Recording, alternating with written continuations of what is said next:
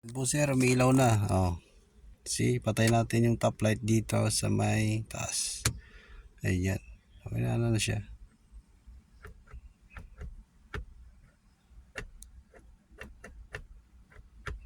Okay. Off. Pag off mo yan ng ito ng seconds lang yan eh. Yan.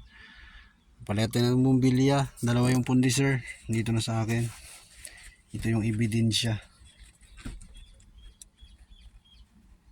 Yan, may ilaw yan oh. Yan.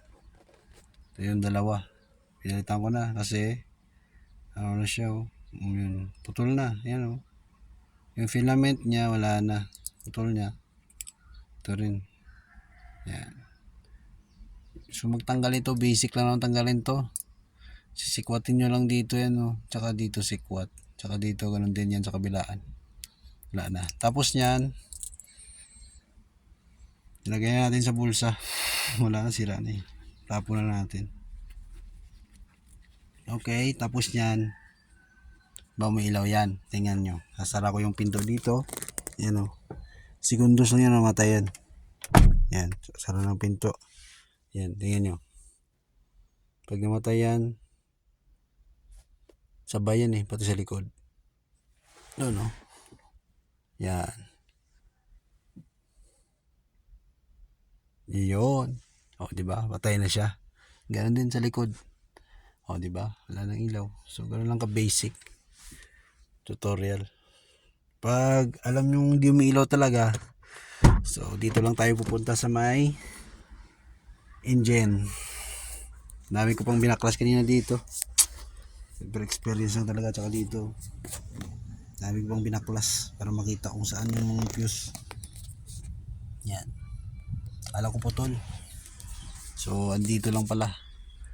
Andyan sa loob. May pipindutin ko yung kulay puti na medyo matagal yung pag-press mo.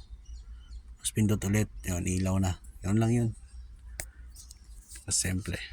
So, yung fuse, hanapin natin ang fuse dun sa engine bay. Ito na. Ito tayo dun. Toyota Innova.